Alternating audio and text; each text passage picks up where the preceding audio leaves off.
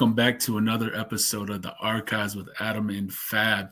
This time we are going to bring back another guest. This time I have one of my guys, CG Ruthless. What's up, bro? What's going on, man? Yeah, it's awesome just to appear on your show, man, for the first time. And we've been interacting outside of social media, so you've been nothing but respect, man.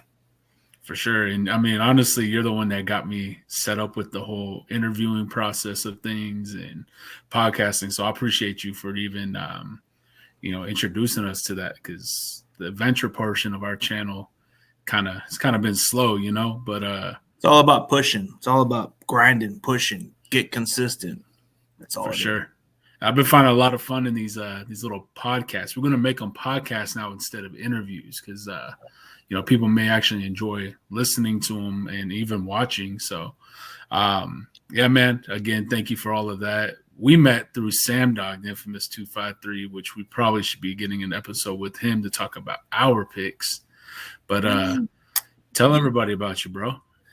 Yeah, we met through Sam Dog. Actually, it was through Eddie Taylor, too. So, okay. I want to throw him out there, too. Yeah, I'll throw him out there. Yeah, my platform is just all CG Ruthless for Others Talk, but I do have my own separate channel where it has entertainment stuff, where I could do wrestling interviews and do a bunch of whatever interviews like you just had like recently, not too long ago, but he was on my last interview. But okay. Yeah, it's kind of fun to mix up content, and sometimes if you separate your content, it's always good to get people to be more interested instead of being confused on what it is, For sure. No, and I definitely thought about that. We're so close to 1,000 subscribers, and we thought, hey, let's add a little bit more to it. But yeah, we might have to make a podcast channel separately, and roll with it that way. But this is where we're at right now. Wanted to bring you on, talk some sports. You're a representative of the Niners. I'm a Seahawks fan. Chat some football. What do you think? Yeah. It's a rivalry, it's been a rivalry since 2002, since you guys first came into the NFC West. Like if I had to be honest, man, the Niners and Rams have always been the old school rivalry of the Niners, but the Seahawks and Niners have been kind of neck to neck a little bit. So it's kind of been an interesting rivalry, but I don't want to brag about it. It's rare that we beat you guys 3 times out of the season. So I don't want to get towards there, but it's rare.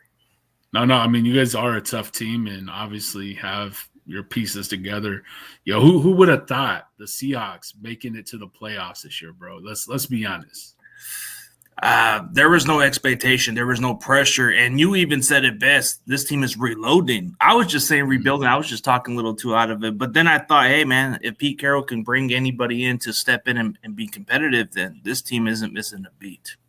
Exactly. And, I mean, that's the thing, man. We've seen what Geno could do. Not last year, but the year before that, when Russ went down with an injury. And I kept telling everybody, nobody wanted to listen, is that Russ was too short. People are like, nah, he's good. But once you stop being able to run out of the pocket at a certain age, man, you're going to start slowing down. And that's what's going to happen, unfortunately, with Kyler Murray. I'm telling you right now, Kyler Murray, he's short. He's not going to be able to get out of that pocket once he gets older. You may have a good arm, but you can't see over linemen. Bro, I'm 6'5.5", man. Those linemen are taller than me, So, yeah. I mean, you play ball. Yeah, 6'3", played O-line, played D-line, played a little bit of everything. Even played in semi-footballs. That was the last time I played was 2019, but I stepped away from playing the game, so it's like I know a thing or two about football. When it comes to blocking, it's important. It's the most important position that nobody talks about. The interior line, they call it the trenches. So the running back gets the big plays, but sometimes that glory kind of doesn't get noticed from the offensive lineman and the protection. Quarterback has to get enough time on the pocket, especially if you're a short one. Like Russell Wilson and Kyler Murray. If they don't have enough time on the pocket, man, they're running for their life. Exactly. And that's the bad part about it. I mean, we've seen that this year. We've seen that with Russ after he went to Denver. And let's be honest, Denver was more of a complete team than what Seattle, had lineman-wise. But even then, when Russ had his Super Bowl year, we still had a bad line We had James Carpenter, to name a few. What's his name? The guy that played for Green Bay after a while. I forget, man, because they just weren't memorable names, right? But we seen it after it all went downhill. Is that being short is not always a good thing. Yeah, you come up short. You come up short on those outcomes, but this is where it matters. When you play this position, sometimes size could determine it, but not all the time. Russ did prove throughout the decades he was, even though his size kind of says itself. He was kind of like overlooked because he was 5'11" or 5'10", but you guys took a chance on him, and he ended up beating out Matt Flynn for that job. He did, but also if you look back at those Super Bowls, I mean, who won our first Super Bowl? Who won it for us? You know what I mean? It was our defense. Who got us there? Our defense. That game against, the second year that we beat Green Bay to get to the Super Bowl against the Patriots. Who got us in that game? The defense. Exactly. But it was also Green Bay playing conservative and being not very intelligent. You know what I mean? Yeah, then we go into that Super Bowl against the Patriots, and who throws the interception?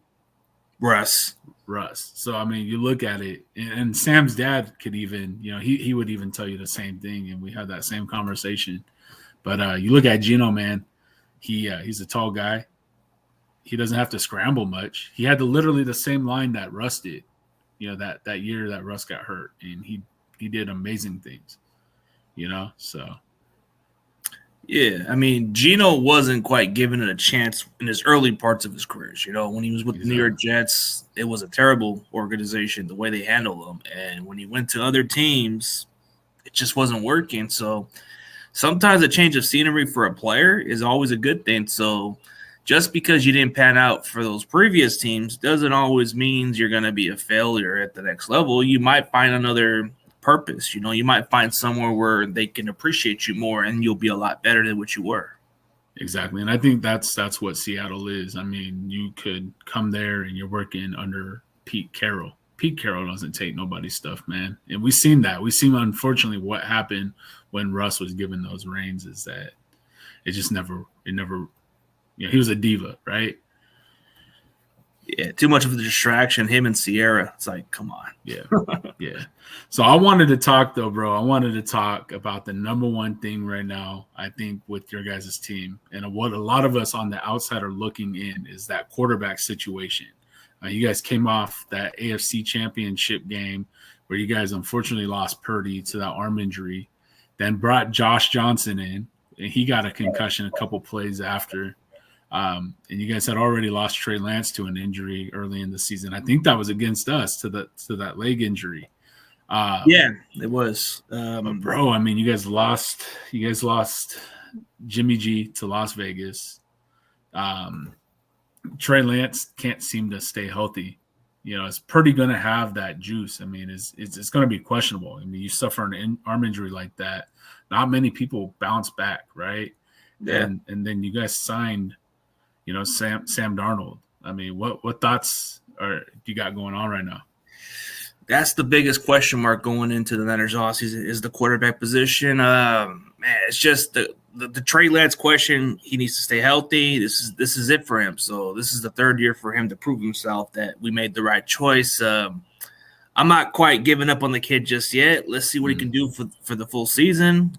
Brock Purdy's gonna go through some that setback. If he gets rushed in, that's concerning because a lot of those athletes, like you just said, they don't come back the same.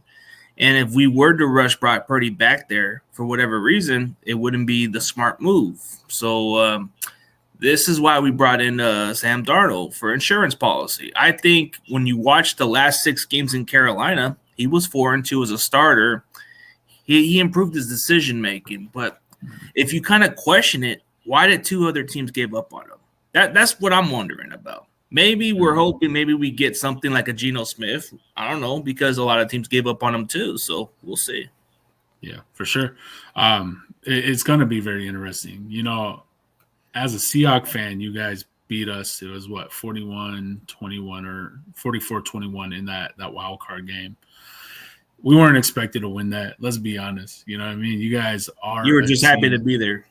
Exactly. I mean, bro, I got to sit there in that stadium with Sam and watch us beat the Rams, right? It came down to that final interception. Quandre Diggs got right there, right in front of Bobby Wagner in his homecoming, which was amazing by itself. But being at that game with the chance to be in the playoffs, right? You know, seeing our team battle week in, week out, and make it to the playoffs. But that night, man, my girlfriend and I got home and we watched that Lions and Packers game.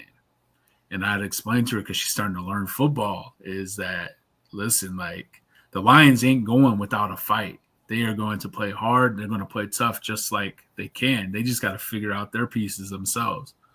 But being in that stadium at that time and just being a part of that point in Seahawks history was just amazing. But yeah, man, we just weren't expected to beat you guys. We were hopeful. Just Yeah, because you that's guys were optimistic about it. You guys felt like, well, they can't beat us a third time because look what the Rams did last year against the Niners. They lost twice, and then the championship they beat them. You guys were having hopes like that, but I was kind of thinking this is concerning because it's not going to be easy to beat a division opponent not once, not twice, but a third time. It's just hard to do. Bro, we went out so strong, and you know, it just after halftime something happened where they just didn't have it clicking together, you know. But no, hats off to you guys. You know, we got to watch a good game, and then man, I just don't know what happened that NFC Championship game. It was really hard to watch. I'm not gonna lie. I hate to rub salt in the wound there, but yeah, man, you get the quarterback going out. You never want to see that, right? You know, as a sports fan, you never want to see that. But man, you know, like I said, Josh Johnson came in, and then concussion, couple plays after that, and then Brock comes back eventually, and then he's just not throwing the ball. That's the thing. So it's like it was just a handoff every play, and it was like what gut wrenching, man. Like watching that game alone was just like watching a funeral. Like watching a funeral. You know, our defense did so much, but how can you like some other people don't know the difference. Like if we would have had our quarterback healthy, maybe this would have been different. But you can do so much with your defense because your defense will get tired, and that's why the Eagles scored so many points. If it was the other way around, I think this would have been a lot closer. But you think you guys would have beat the Chiefs though in that Super Bowl? They're tough. I don't know about beating the Chiefs because you have to beat Mahomes in a shootout, and you really have to keep up with them, or else it don't matter, bro. So if it was other teams but the Chiefs, I believe we have a chance. But Kansas City, it kind of seems like you don't have a chance for whatever reason. Yeah, it's going to be the new New England Patriots. That's what it seems like.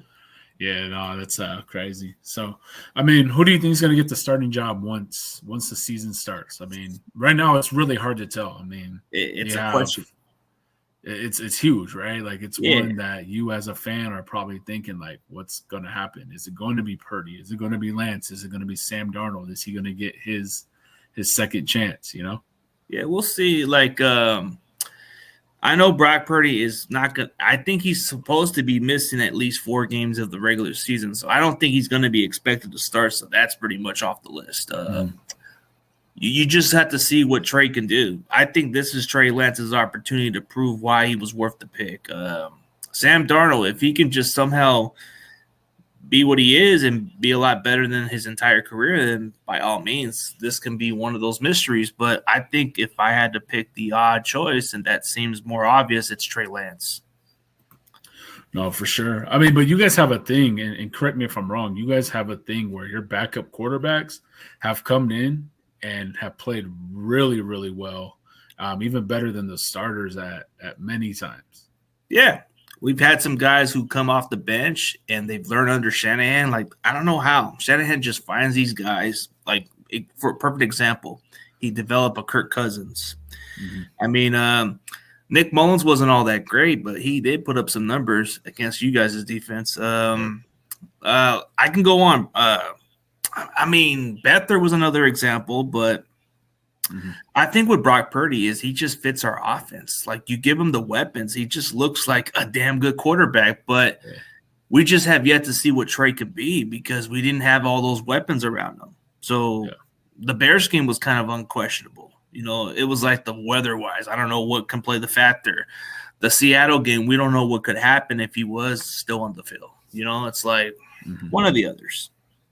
Yeah, no, without a doubt. So now, I mean, you guys are stacked this year, bro. Like stacked still. I mean, you guys have key pieces coming back. I mean, it looks like everybody's still wanting to be on board and get that ring. But you guys, your team has been stacked for a while. I mean, you guys have had players that are always impact players. You got Kittle, you got Debo Samuel, Ayuk. I mean, bro, you guys are pretty well stacked. Yeah, for how long? Eventually this type of team starts to run out, but it's just we keep a commodity. We keep a team around. So usually the way the Niners approach during the draft is we don't go for the big names. Mm-hmm. We either swing in the fences in the late rounds. So sometimes you'll get some guys in the early picks like, why did we get this guy?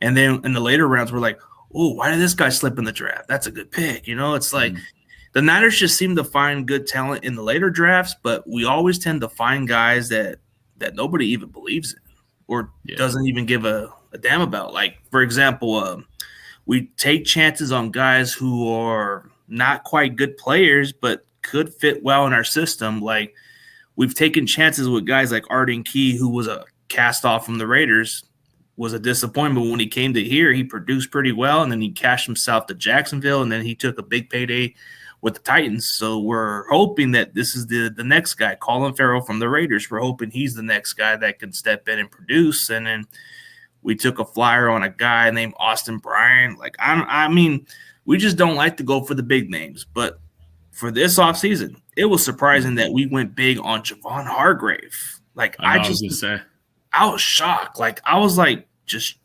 thinking, I don't think we're gonna go big. We're pretty cheap. No, for sure. I mean, that's kind of like what Seattle does is we get some of our guys in the later rounds or, free agents. Jermaine Kearse was one of those guys. He's a hometown hero. He played really great football. He was unrestricted free agent, comes in and just kills it. Or, Russ, third-round quarterback, comes in, gets drafted, plays really well for the most part. Sherman, which big time about, whether it's playing on Seattle side or playing with you guys. He's always been in our minds, just because of all that he's done for both organizations. But yeah, man, no, you're definitely right. Both of our teams seem to just make it happen later in the draft. I was really surprised that we still stayed in that first round, but yeah, man, we picked up some pieces that are definitely going to help not only our defense, but also help Geno on offense. With Tyler Lockett being older guy now, we need somebody to come in and give Geno some more targets. Yeah, when I looked at your guys' draft pick, just to be an outside looking in, the cornerback pick kind of stood out to me because you guys still gave up the most passing yards in the NFL, and you want to improve that area. And I know some people were probably saying, why did we pick this guy when you could have got Jalen Carter? But in this defense, I think your pass defense needed to be improved significantly better, bro, because you're going to play against Cooper Kupp twice a year, the Niners receiving core, whoever we got, bro, Debo or Ayuk, you're going to have to guard up. And Hopkins ain't leaving Arizona at this point. So you're going to have your tough task. So I think drafting this kid in the first round, he was considered the best cornerback in the draft, very physical. I think this is a damn good pick. And no cap intended, bro. I think this is exactly what you guys needed. Somebody to help your pass defense. No, I mean, we got Tariq back there. That dude, stud from the beginning. Stud. Balling, everything, man, we could say. But, I mean, he also was working with Sherm. And then also, I mean, Woolen was playing receiver at UTSA and then converted, right? So, I'm a little confused because we also had Kobe Bryant that showed some signs of life. and he's a corner, but I think he's kind of walking on eggshells. But they'll find a way to use him. Our Maybe defense was hurting. What's that? Maybe they put him at the nickel. Maybe. Man, I'm still trying to understand if this Jamal Adams deal is going to work out one way or another.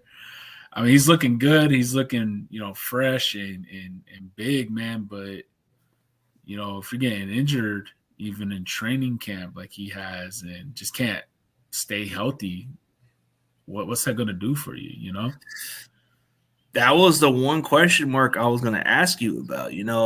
For an outside looking in, man, I was surprised you guys didn't even take a flyer on JL Skinners, bro. That dude looks like a starter. State. Yeah, he looked like the next Cam Chancellor, and I don't know why you guys didn't even pick him. I was like saying, "Wow!" Like this guy where did he go? Like I think he went to the Cleveland Browns. I don't know. I'll check. I'll have to check. Well, you can check it out. I'll probably check it later, but I'll check it right now. Yeah, he was drafted in the later round, but yeah, I thought you guys would have just got him and maybe grew him for 2 years. Oh man, I would have loved to have had him. Dude, he's playing for the Broncos. Ooh, wow! He went from the Broncos to the Broncos. Yeah, that makes sense. Oh man, yeah, no, that's a good pickup there. I definitely wanted him. Man, we were kind of confused because we were even thinking, Sam and I were like, what about Christian Gonzalez out of Oregon? But, man, I think we are pretty set up. I was actually on my way home at the time when Sam and I were watching the draft. He had me on a stream, and bro, just seeing the Texans take the second and the third pick, I'm glad Will Anderson went gutsy right there. Yeah. I'm glad Will Anderson went to the Texans and not to the Cardinals. Just because I would hate to face that guy. He's going to be a stud too. Yeah. I just thought that it was kind of interesting how the Texans did that. That was just insane. Like how they did that. Like not only that you got your franchise quarterback, you got yourself a damn game changer at the defensive spot, man. This guy's going to make your defense great. Exactly. So who are your notable acquisitions though for free agency that you believe will make an impact out the gates? We already talked about Javon Hargrove, but who else did you guys pick up? I know you guys didn't really pick up any big names, but like you said, you guys pick up people in the draft that have a name, but they're not like too big name, right? They're people that won't ever get picked up. Do you feel like you guys do that in the free agency as well? Yeah, sometimes we tend to find these guys that kind of underperform from other teams. There's this guy that we just signed in free agency. I think he's going to play our nickel spot. Isaiah Oliver just came from the Atlanta Falcons. I think he's like the second best pickup we got outside of Javon Hargrave. This is a guy that could help our nickel spot and replace what Jimmy Ward did. As far as the draft, like if I had to choose an impact player, man, that's just – I got to say Jake Moody, even though it's not something I like, but Robbie Gould had to go. Robbie Gould was getting up in age, and you needed somebody to solidify that position. And I think he'll still make a difference on our special teams as far as all that. But there's other position of needs that we needed to address. But I think Jair Brown is going to be our starter maybe next year because I think we are pretty high on Gibson being our guy, but it wouldn't surprise me if he beats him out because this kid from Penn State is a baller.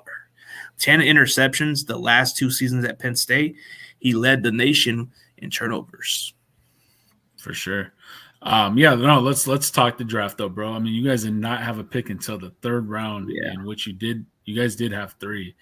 Your first one was the round 3, 87th overall, and that was Jair Brown from Penn State. And then you guys did take Jake Moody, which a lot of people were confused, bro. Like they were just like, why did we take a kicker with our second pick in the draft? Dude, if you would have seen my reaction to that little shorts video, dude, I was flipped out a little bit for a second. I'm like, what the? You were probably laughing. It was a confusing pick for sure. But then you guys in the 3rd round pick at 101st overall picked the tight end Cameron Leatu from Alabama. What are your thoughts on him? I think he's more of a traditional tight end, still a work in progress because he's converted from linebacker to tight end, and it's still new to the position. So I think they like his upside because he's a red zone threat, not fast but physical after the catch, and something that you can definitely work with. But I mean, that's he. I wasn't upset about the pick because we needed a tight end, but I thought there was at least a couple of other tight ends I would have taken over him at this point. But I think as far as the value, I like the pick. I'm not like some other fans that say, "Well, why did we get this guy? He's trashed." I think he's solid pick. I think he's going to be really good on our team as far as like behind Kittle, you know. For sure. No, and that's what I was gonna say is, get Kittle to mentor him and, just make him a household name, because Kittle's getting up there, man. Yep. He's taking a beating. Yeah, exactly. And I mean, also, bro, he's been taking beatings for years. I mean, he's one of those. He's been missing time. Yeah, I mean, and the fact that we drafted a tight end, it was more like, I'm relieved about it because one, the other two tight ends we got behind Kittle, they're scrubs, and it's no disrespect to those guys. Like Ross Dwelly, bro, you've been a journeyman tight end, but you can't block. This is why you're This is why you're not playing much on the field. And Charlie Warner, the only thing you're good at is blocking. You can't catch to save your life. So I think we need to upgrade the position. So I can see why we did that. We went with Kevin Latu, like you said. I think solid pick. He's a traditional tight end. He's still a work in progress. He needs to work better as a blocker, but I think his talent is there. For sure. And then you guys didn't have another pick until after that, until the 5th round. You guys took with the 155th overall cornerback Darrell Luther Jr. from Southern Alabama. What's your thoughts on that? I just thought of this pick as I thought of this pick as a Samuel Womack type pick because he's somebody I've never heard of, but I did a lot of my tape and research of him, and he seems to be really solid in the coverage skills, and it seems to fill the need. And I think when you look at Darrell Luter in the 5th round, it's value because we needed depth at cornerback. I think he would probably be the replacement within the next year or two in case one of those guys cash in free agency. We like to go on the cheap route and develop our own talent. So I think Darrell Luter is that guy they really like. Okay. Then your next one was round 5, 173rd overall, the defensive lineman Robert Beal Jr. from Georgia. Let's be honest, man. Georgia's produced some pretty crazy defensive linemen. Yeah. And that's, we've seen it with Georgia versus Alabama, and then we've seen it this last year. I think wasn't it Georgia and TCU where they just ate those guys up? And, TCU was killed. Yeah, they just didn't belong, man. I probably would have loved to see Alabama back in there at least another time, but Georgia was a nasty team. What's your thoughts on this guy? Oh, I think there's some upside there. I mean, a lot of Georgia defenders are usually like NFL ready, so it's like I did a lot of my tape on this kid, and he did run a 4.48, so that's pretty fast for his size. He's about 250. The comparisons between him and Nolan Smith, it's kind of very similar. The only difference is he played limited snaps and Nolan Smith played a lot of snaps. But if you compare the production, I think we got a value right there. And I think the fact that everybody's overhyping Nolan Smith to the Eagles, bro, I think that pick is a little bit of a hype. But if you look at the difference, in 2021, Robert Beal Jr. led the Bulldogs in sacks. Not even Trayvon Walker had more sacks, bro, and he was the number 1 pick for the Jags. Wow. So you're telling me this guy slide to the 5th round? Hey, that's good value. For sure. I mean, I feel like everybody's hyping up the Eagles picks, man, because they were so close to a Super Bowl, man. But, I feel like they're a good team. Don't get me wrong. They're built the right way. They are, for sure. And, I mean, they're going to continue to build. Jalen Carter is going to fit very well with is it Jordan? Yeah, Jordan Davis. Jordan Davis. Yeah. And they played together, I think, too. Yeah, they played together. Dude, that entire group in Georgia, bro, like in 2021, they were dogs out there, but Robert Beal Jr. was leading the team in sacks. Yeah. So can you imagine what Robert Beal can do in our stacked defense on a rotation? Oh, yeah. We'll see. Exactly. Your next pick, round 6, 216th overall. You got D. Winters, linebacker from TCU. I mean, we just talked about the molly-whopping that TCU got. Yeah, But the mollywop of the TCU, the Boy Scout team. I get it, but this guy is a stud, bro. I checked out. I think his best game was against Michigan, bro. That dude was all over the field. This dude runs a 4.38, and he's about, what is it, 5'11", 230, but fast as hell, bro. Like, I thought he would have been drafted a little early, but getting him in that draft is a great value. It kind of reminds me more of a Drake Greenlaw guy because you get these guys in the late rounds, and you can either develop them. He can go on special teams.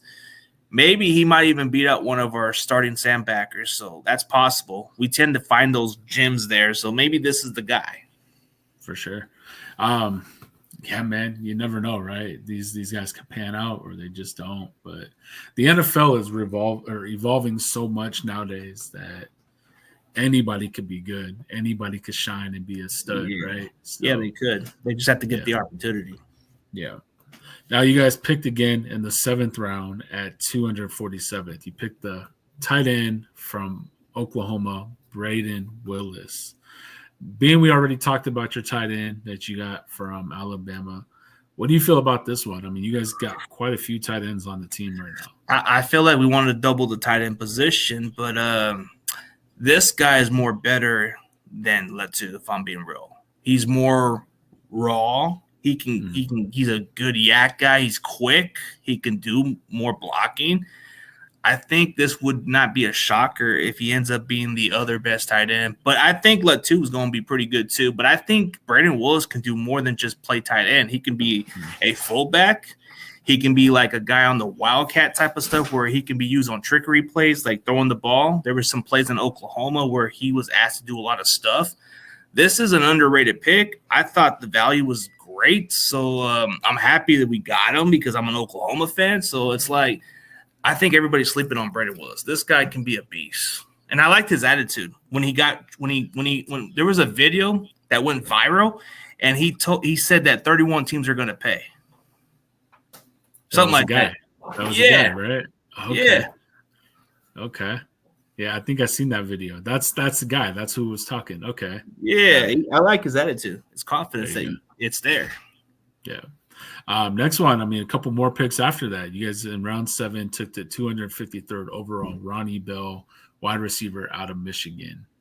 Meaning that you guys already got some pretty good wide receivers, Ayuk and Debo. I mean, obviously those guys are getting older, right?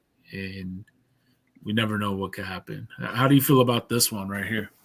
I think he's just going to be one of those guys that has to like make a strong case on the roster. But I think if we can somehow stash him on our practice squad, I don't know if he'll make the roster. It's pretty stacked, but I think he would be a nice option to develop. Like sometimes he's the kind of guy you can just squish on the practice squad and then he can eventually replace somebody. But it wouldn't surprise me if he makes a strong case. But he's a possession receiver from Michigan. He led the team in receiving yards. He's a tough guy that makes tough catches.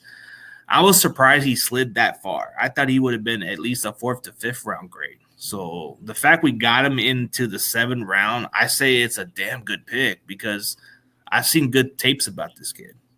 Yeah, kind of like a Marquise Goodwin. I'm surprised we even didn't sign him in. I don't know about a Marquise Goodwin, bro. He's a possession receiver, like a speedy receiver, like what you're saying about Marquise Goodwin. Marquise Goodwin is a speedy guy.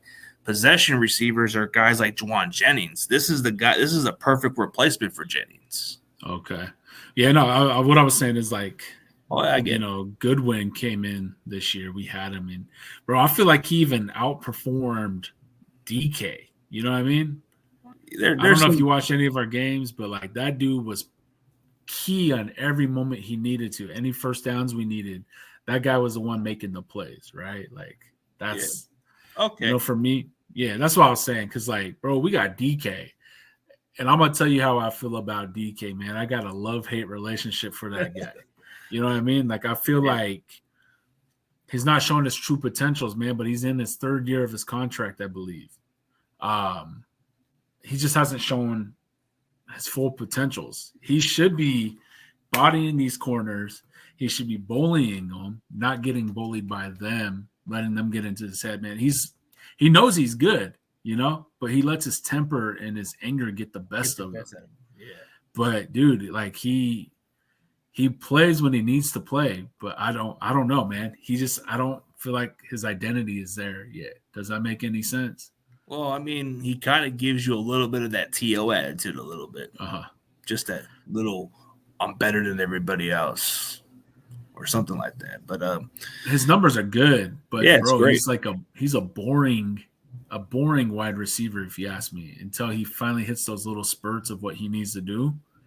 But we got AJ Brown that has played alongside him over at Ole Miss, and yeah, you can see the stuff that he's doing. Like I get it, they're two different people, but bro, when you're DK with a physique like that, no homo. you should be able to get past defenders. You should be able to be consistently, but the difference between AJ Brown is he catches the ball consistently. Exactly. I mean, exactly. Yeah, I just I don't know if they're just trying to get DK in the slants, or that's really what they should do, man. He's a big body, get him across the middle, get those extra yards. Yeah. So. With the big body, he should be able to get up the middle. So it's like, yeah. But he's also fast. Yeah, he runs a 4.33. Like, damn. Oh, we seen him in that game against the Cardinals. He chased down, I think it was Buda Baker, man. Like, yeah, I seen that. They made a meme out of it. Like, anytime you do something like a chase part, it's like, that dude's a freak, like, speed-wise, bro. Like, freak of nature. Like, exactly. You can't coach that, but he has to have the attitude with it. Exactly, and that's not what he has right now. So we need to see that. Something's got to give, right? Because eventually he's going to want off the team. Yeah, I see that coming. There's some players like that. So, well, speaking of the other draft, this other pick, this was another pick I like from the 255, man. Jalen Graham. Now that guy he's a hybrid safety that's going to play linebacker, but he can tackle, make some hits. This can be concerning for those other linebackers who are behind behind Warner and Dre Greenlaw. I think Flanagan Foles and Oren Burks and those other guys, or Macquarie Gray, they better watch out for this kid, because that kid might just take their job. So those are like the fact we drafted 2 linebackers. That's kind of concerning. Like for Oren Burks, yeah, you might have got a 2-year deal with us, but we might want to go cheaper and keep these other guys. Exactly. For sure. So, yeah, man, I mean, it's going to be an exciting year to watch, see if you guys can make the bounce back. I mean, I think championship game is big honors, and if you guys didn't lose your players like that, it would have been a different game for sure. Probably be a little bit more closer, if not a win, right? So yeah, it would have been a little different, but I don't look past the past, because what happens. I think Seattle, with the draft foundation they're building towards being competitive. So they needed a lot of these players, and they got what they needed. So you look at what you got from your cornerback position. That was one of your weakest links. So you improved that area. You needed a receiver you needed a number 3 receiver, and then potentially to replace Lockett. You got that guy. So you got a running back that can complement Kenneth Walker. I think you had a couple of other players that stood out to me. Like some of you guys added some edge rush depth and some D line. So I think the future is bright for you guys. It's like just keep building the blocks and see how it goes. For sure. No, I like that Michigan center that we got. That all-in winner. Oh my God! Yes, bro, he's gonna be a beast. But we signed that kid from Detroit, the Lions kid, or the Lions center. Evan Brown. Yeah, I believe so. Yeah, but I think he's short term, so I think he's only there for 1 year. I think, right? Oh, okay. Well, I'd rather take a young guy, and we've seen that with Abe Lucas and Christian Cross. We've seen what they were able to do coming out the gates. Yeah, man, it's gonna be an exciting year for both our teams. You guys are obviously just adding some extra pieces that you need, and I mean, I guess you could say we're reloading as well. I don't see us not performing well next year. So you're just reloading, but you guys are pretty much you guys came into last year with no pressure, so this could be nothing different. Exactly. Or it can be pressure. Everybody could be like, hey, prove to us that you were that team last year, and we could fail. But I don't see that happening, man. That's like worst case. That's Worst case scenario, stuff. yeah. Worst case scenario, like there's the worst case scenario, the pressure, if the quarterback doesn't perform, this is pressure for us. So it depends. Exactly. Well, we'll see how it goes. Best of luck to both teams. Before I let you go, bro, I want you to plug your channel, your Instagram. I'll put all that stuff down in the link, the description below, and we'll chat more. Hopefully, get on some more casts together. I might even make a sports podcast by itself. Talk some UFC the day of, or something along those lines. Yeah, I got you. For anybody who wants to follow me on YouTube, it's CG Ruthless 49ers Talk. That is mostly my 49ers main channel. If you want to check out all the sports entertainment on YouTube, it's CG Ruthless Sports. It's got all bunch of sports. I interview wrestlers, some actors, and some other people there. And then on my main channel, the Niners one, I get a lot of NFL players, which is crazy. But follow me on Twitter on CG Ruthless 1. If you want to hit me up and want to collaborate, just tag me or hit me up. Instagram, it's CG Ruthless, man. It's pretty obvious, man. I'm not like some of those delusional Niner fans. I speak it like it is, whether they like me or not. I'm not here to kiss, what? I'm here to just be me. I speak for sure facts. There you go. Well, no, bro, I appreciate you being on. Keep in touch. Feel free to text me anytime. Call me anytime. Yeah, man. We'll chat. We'll keep building our friendship. Yeah, and just to clear the notification, just in case if somebody thinks I'm drinking beer, no, it's Pepsi. I just had to clear that out. I had to clear that out if somebody had to comment that one day. There you go. Well, show my guy some love. I'll have all of his information down below. And, let's just keep supporting each other. Yeah, appreciate it, man. Awesome. Adam, man. Despite the difference of what you rep, man, you're a good dude, man. So just keep it grinding, man. My best advice is just don't give up on what you do. If you want those type of people on your show, man, just show consistency. That's all it takes. For sure. Well, I appreciate it, bro. You have a great rest of your night and week, all right? All right, man. Take it easy. All right. You too, bro. All right. Peace.